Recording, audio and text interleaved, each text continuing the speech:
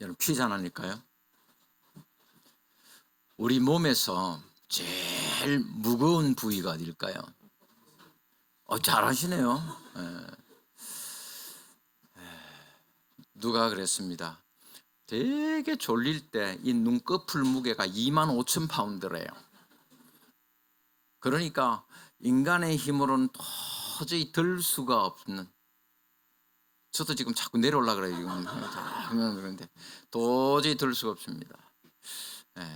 우리 하나님께서 좀 눈꺼풀도 좀 들어두시고 좀 정신도 차리게 하시고 또 말씀 들었으면 좋겠습니다. 하나님께서 출애굽한 이스라엘 백성들을 가나안 땅으로 인도하시면서 내리신 명령이 있죠, 그죠? 가나안 땅에 살고 있는 모든 족속들을 다 어떻게 해라? 진멸시켜라. 그런데 이스라엘 백성이 하나님의 말씀에 불순종함으로 그들을 진멸시키지를 않았습니다. 그래서 그들이 이스라엘 백성의 옆구리에 가시가 되고 올무가 되게 하셨습니다. 그래야 이스라엘 백성은 가나안 땅에 살면서 주변 이방 족속들에게 끊임없이 괴롭힘을 당하게 되는데, 그렇게 이스라엘 백성들을 괴롭혔던 민족들 가운데 하나가 블레셋 족속이었습니다. 그 블레셋 족속이 지금도 싸우고 있잖아요, 그죠? 팔레스타인이란 말이 블레셋이란 말에서 나온 말이에요. 그래서 이게 보면 막 그 시대부터 지금까지 철천지 원수야, 그들은. 사사시대 말기에는 이스라엘과 블레셋 사이에 전쟁이 끊이지를 않았다고 그럽니다. 그런데 이스라엘이 번번이 블레셋과 전쟁만 붙었다 하면은 패하는 거예요. 그렇게 해서 나름대로 대책을 세웠는데, 그 대책이 뭡니까? 하나님의 언약궤를 전쟁터에 들고 나가자. 그러면 우리가 이길 수 있다. 언약궤만 있으면 전쟁에서 승리할 수 있다고 판단했습니다. 그런데 결과는 어떻게 됐습니까? 또다시 대패하고 말았습니다. 군사 3만 명이 죽임을 당했고 하나님의 언약궤마저 빼앗기고 말았습니다. 언약궤만 가지고 나가면 하나님께서 함께 하시고 지켜주시고 승리하게 해주실 것이다, 그렇게 착각했던 거예요. 사실 중요한 것은 형식이 아니고 내용입니다. 언약궤를 동원하는 것이 중요한 것이 아니라 하나님께서 그들과 함께 하시는 것이 중요합니다. 언약궤는 하나님의 임재를 상징하는 성물이지만 결코 하나님은 아니라는 사실이에요. 절대로 언약궤가 하나님이 될 수는 없습니다. 이스라엘 백성이 하나님의 말씀에 순종하지는 아니하고 범죄함으로 말미암아 이미 하나님께서 그들을 떠나가셨습니다. 하나님의 능력이 그들과 함께 하지 않으셨습니다. 그런 상황에서 아무리 하나님의 언약궤를 동원한다고 해도 그들이 블레셋을 이길 수는 없었던 것입니다. 블레셋은 이스라엘과의 전투에서 최고의 전리품을 획득했습니다. 그건 바로 하나님의 언약궤였습니다. 지금까지 전쟁에서 수많은 전리품들을 빼앗아 갔지만은 그런 전리품은 처음이었습니다. 쉽게 말하면 이스라엘 백성들의 국보 제1호를 그들은 전리품으로 빼앗은 거예요.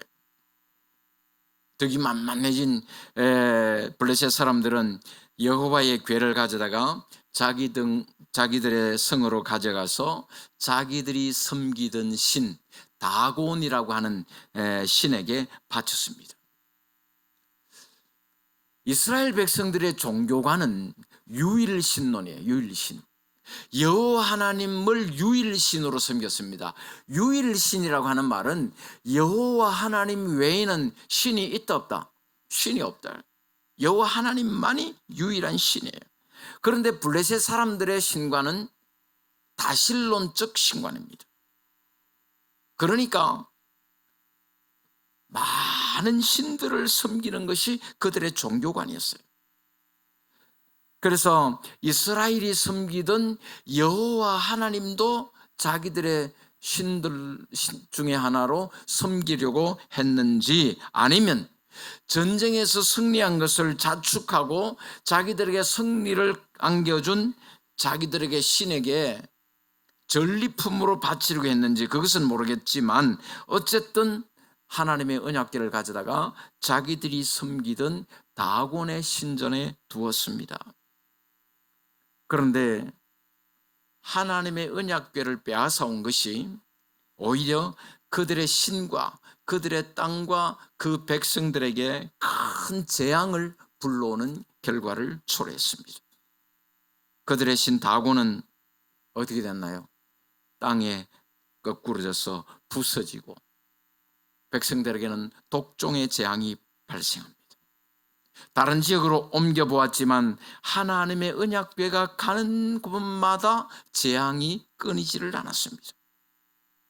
이스라엘 백성은 블레셋과의 전쟁에서 번번이 패배했습니다. 그러나 우리 하나님께서는 이방 땅에서 홀로 싸우셔서 승리하셨습니다. 하나님의 언약궤가 가는 곳마다 우상이 부서지고 큰 재앙이 발생했습니다. 이 하나님의 언약궤로 말미암아 블레셋 사람들은 두려움에 빠졌습니다. 야, 이러다가 우리가 다 망하겠다. 그래서 블레셋의 지도자들이 모여가지고 언약궤를 돌려보내기로 결정합니다. 만약 블레셋 사람들이 하나님의 그 심판의 손길을 보고 하나님을 믿었다고 한다면 언약궤가 그들에게 축복의 통로가 되었을 것입니다. 그런데 그들은 재앙만 두려워했지 하나님을 믿지는 않았습니다. 그래서 언약궤를 돌려보내기로 결정했던 것입니다. 하나님의 언약궤를 빼앗아 온 지 얼마 만에요? 얼마 만에? 7개월 만에. 예. 그런데 문제는 돌려보내긴 돌려보내야 되겠는데 이걸 어떻게 돌려보내야 되는가? 그래서 제사장들과 복술자들을 불러가지고 이 언약궤를 어떻게 돌려보내야 좋을까 하고 묻습니다. 여기서 제사장은 우리가 성경이 말하는 하나님의 제사장을 말하는 것이 아닙니다. 블레셋의 신 다곤을 숭배하는 이교도의 제사장들을 말하는 거예요. 그리고 복술자들은 인간의 운명과 미래를 내다보는 일종의 점치는 사람들, 무당이나 점쟁이 같은 사람들을 말하는 겁니다. 그들을 불러가지고 묻습니다. 우리가 여호와의 궤를 어떻게 할까? 그것을 어떻게 그 있던 곳으로 보낼 것인지 우리에게 가르치라. 하나님의 궤를 빼앗아 왔는데 그 궤가 자기들에게 아무 도움이 되질 않았습니다. 블레셋 사람들은 이스라엘과의 전쟁에서 승리하고 하나님의 언약궤마저 빼앗아 왔을 때에 자기들이 섬기는 신 다곤이 이스라엘 백성이 섬기는 신 여호와 하나님을 이겼다고 좋아했습니다. 그런데 그 일로 인해 가지고 엄청난 재앙을 당하게 되었습니다. 여호와의 궤가 최고의 전리품이 아니라 골치 아픈 물건이 되고 말았던 거예요. 그들은 하나님의 궤 때문에 재앙을 만났다 그렇게 생각하고 그것을 돌려보내려고 궁리하고 있는 것입니다. 그래서 제사장들과 복술자들을 불러서 언약궤를 어떻게 돌려보낼지를 물었더니 그들이 뭐라고 대답합니까? 이스라엘 신의 궤를 돌려보내려면 그저 보내지 말고 속건제를 드려야 된다. 절대로 그냥 돌려보내서는 안 되고 속건제를 준비하라 그랬습니다. 속건제를 드리면은 재앙으로 인한 질병이 나을 뿐만 아니라 재앙의 원인이 무엇인지도 명확하게 알 수 있을 것이라 그랬습니다. 모세 율법에 보면은 이 속건제는 타인의 권리나 재물을 침해했을 때에 보상하잖아요. 다른 사람이 어떤 권리나 어떤 재물을 침해하게 되면은 그에 대해서 보상을 하든지 배상을 하든지 해줘야 됩니다. 사람한테는 그렇게 또 보상하든 배상하든 하면 되지만 또 하나님과의 관계에서 또 있잖아요, 그죠? 그래서 하나님과의 관계에서는 하나님 앞에 또 속건제를 드려야 되는 거예요. 그런데 재밌는 사실은 이 블레셋 사람들이 어떻게 속건제를 알았느냐는 거예요.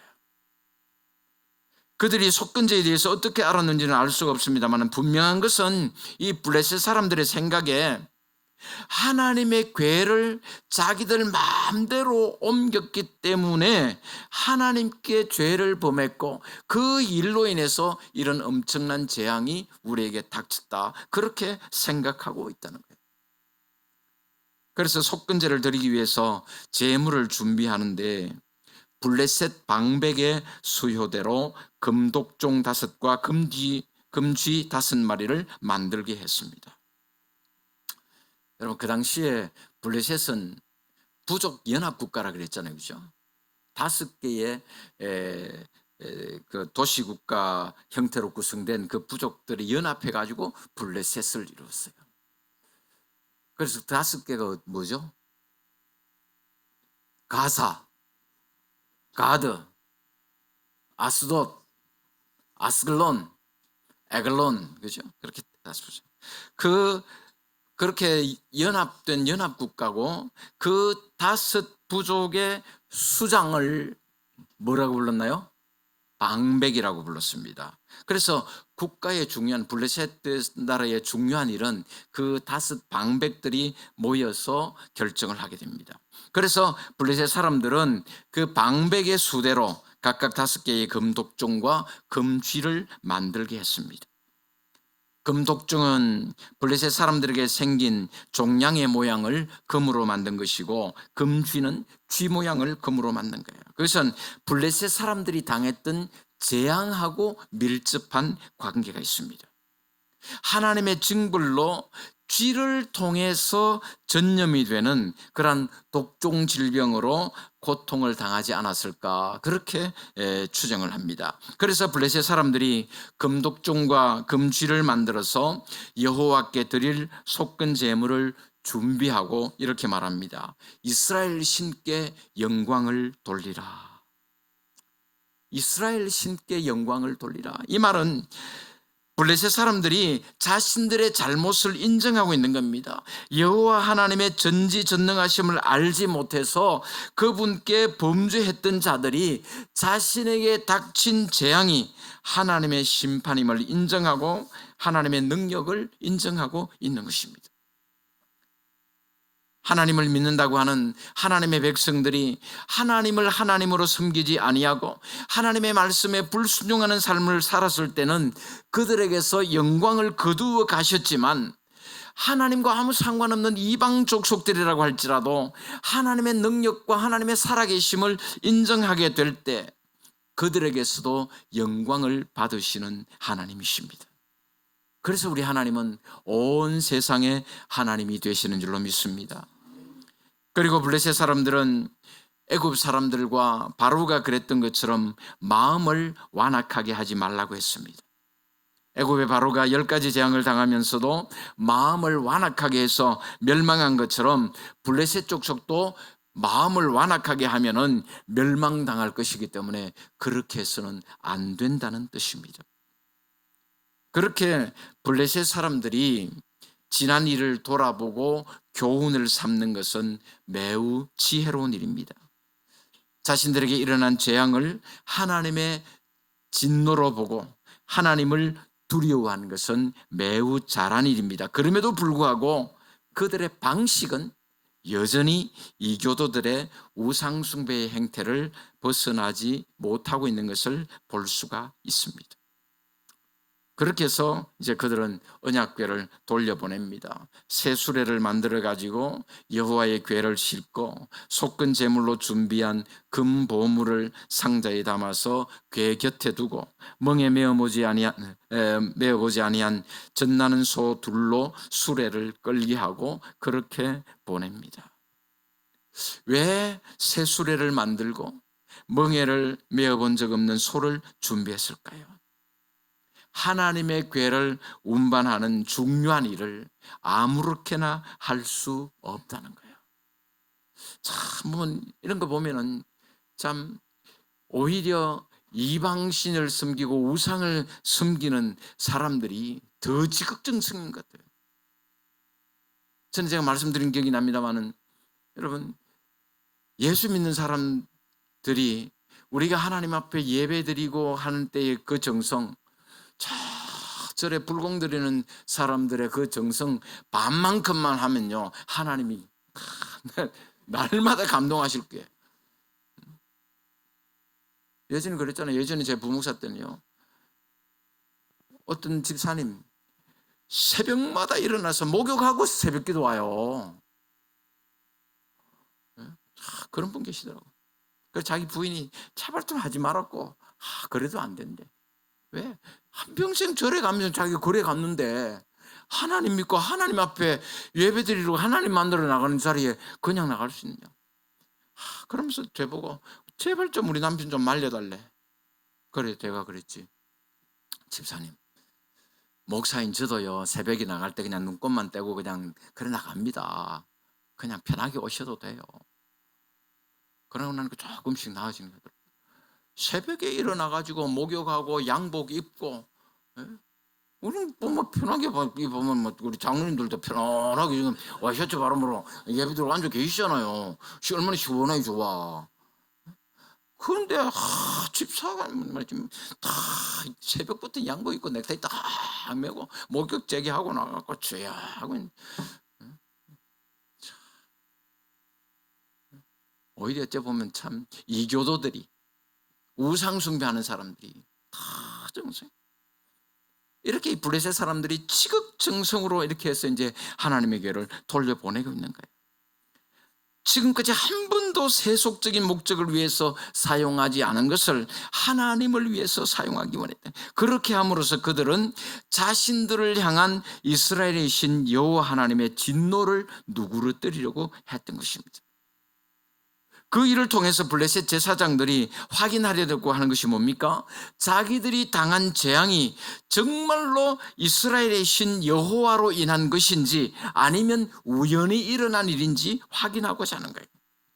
수레를 끄는 암소들이 이스라엘 땅으로 직행해서 가면 블레셋 땅에서 발생한 재앙들은 하나님이 하신 일이라고 볼 수 있지만, 소들이 방향을 잡지 못하고 이리저리 돌아다니면 그 재앙들은 우연히 일어난 일이라는 것입니다. 젖나는 암소를 사용하는 것도 바로 그 때문에요. 이 젖나는 암소라는 말은 무슨 말이에요? 지금 젖 먹는 새끼가 있는 그런 소다 이 말이에요. 그러니까 송아지가 딸리지 않은 그런 암소를 사용한다면은 그 소가 뭐 목적지를 향해서 곧장 간다고 해도 그냥 본능대로 간다 그렇게 볼 수도 있겠습니다만은, 이 젖 먹는 송아지를 떼놓고 가는 어미소, 이 짐승도요 그 송아지 떼놓고 못 가는가 봐요. 그러니까 그 어미소가 곧장 이스라엘 땅으로 간다면은 거기에는 하나님의 계획이 있다, 하나님으로 인한 그러한 재앙이었다 하는 것을 자기들이 알겠다는 거예요. 그렇게 해서 하나님의 언약궤를 돌려보내게 되는데, 언약궤를 실은 그 수레를 암소들이 끌고 이스라엘 땅으로 직행해서 가는 거예요.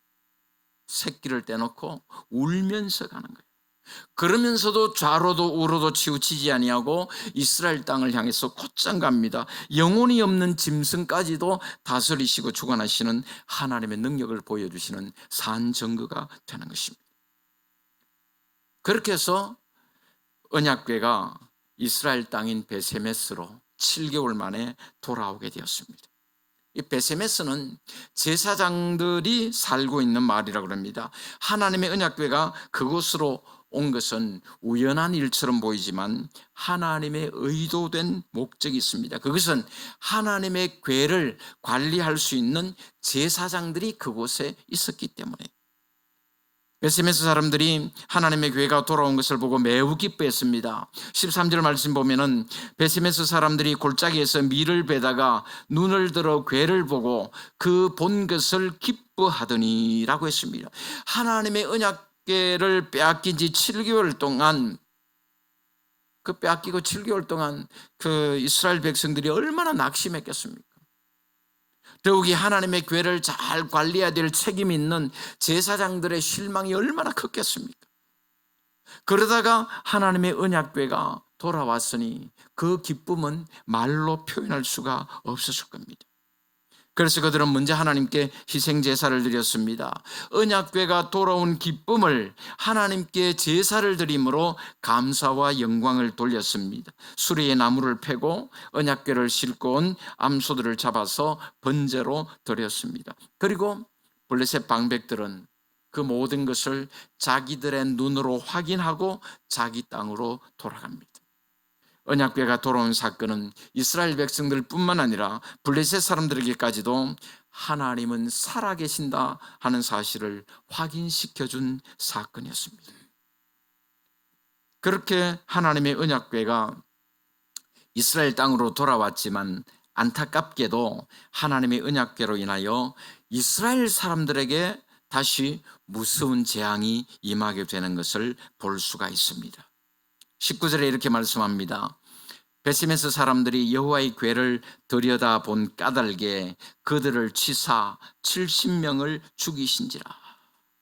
그들이 당한 재앙의 원인이 뭡니까? 하나님의 언약궤를 함부로 다루었기 때문에.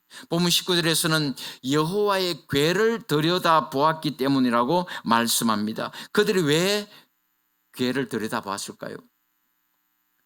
아마 이거는 뭐하는 물건인고, 이스라엘 백성들이 하나님 궤를 쉽게 볼 수 있는 게 아니잖아요. 아무도 못 봐요, 그거는.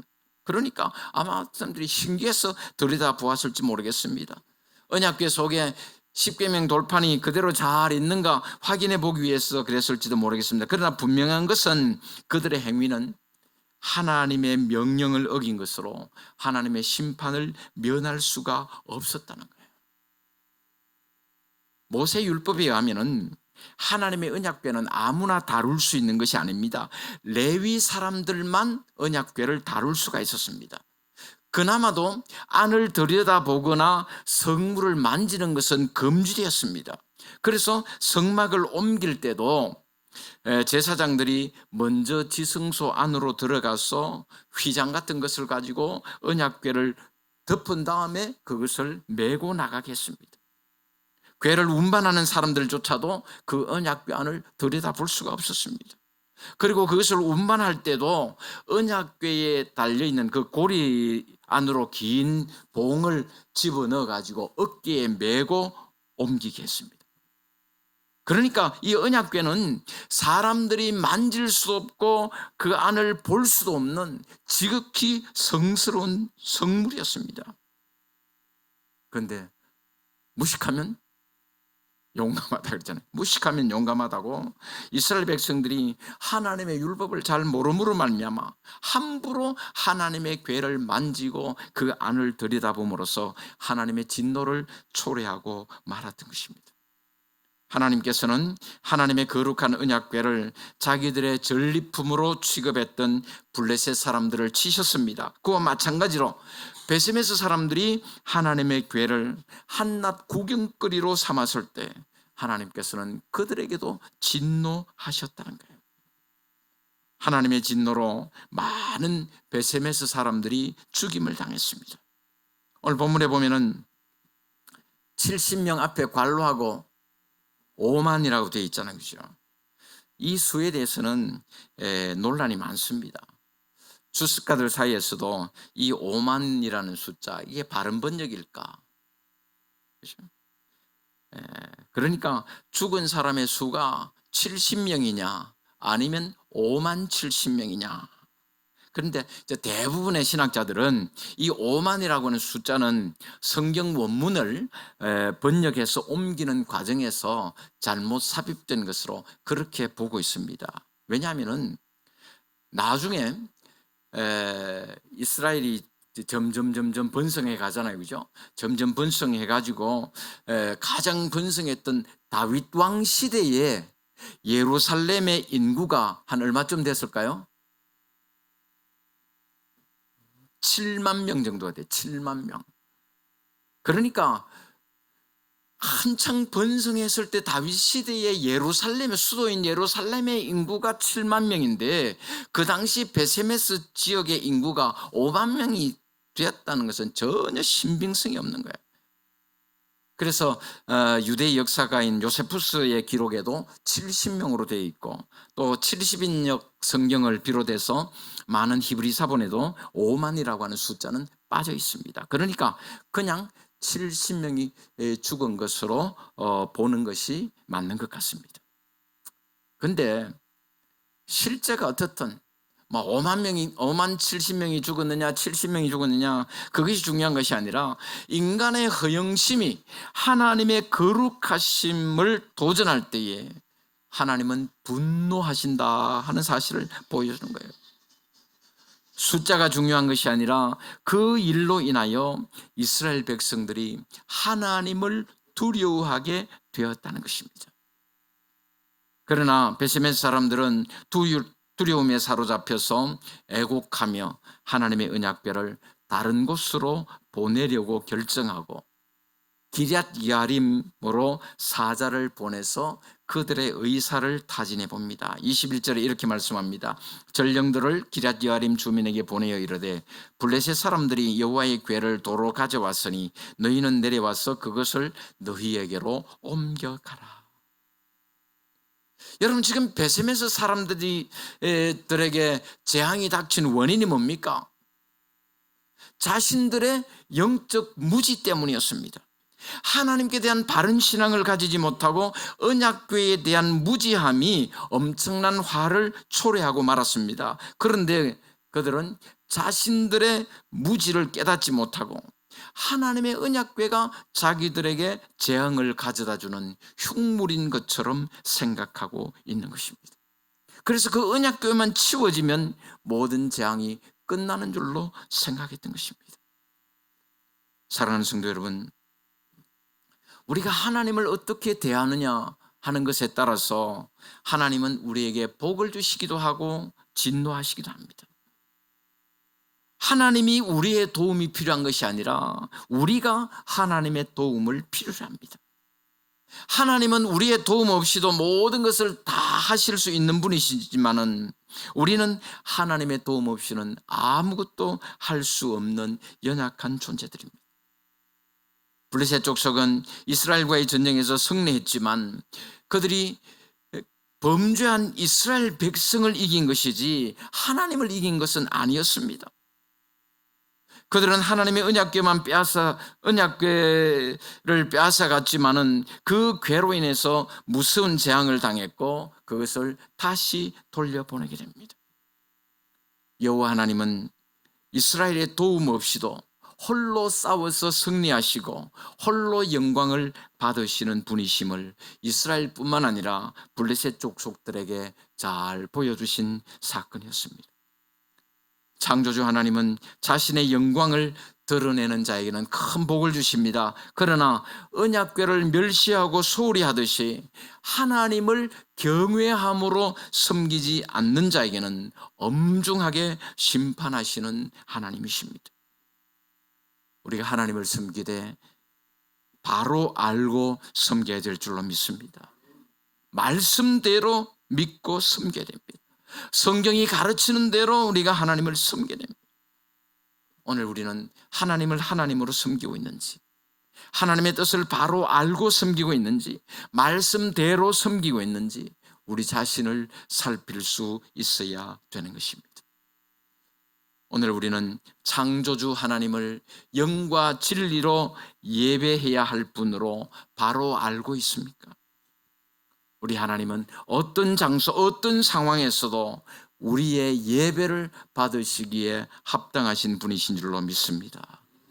그러므로 하나님은 우리가 경외함으로 예배 드려야 할 분이고 감사와 찬송의 궁극적인 대상이 된다고 하는 사실을 기억하고 우리가 하나님을 하나님으로 잘 섬겨서 하나님 주시는 은혜와 복을 받아 누릴 수 있는 우리 모두가 될 수 있기를 주님의 이름으로 축복합니다.